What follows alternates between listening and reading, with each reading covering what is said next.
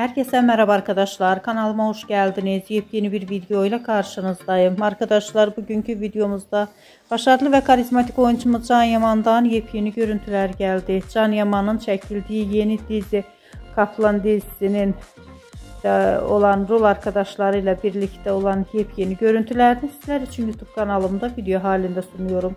Umarım beğenirsiniz. Arkadaşlar videomu beğendiyseniz kanalımı izlemeyi ve bildirimleri açık tutmayı unutmayın. Hoşça kalın.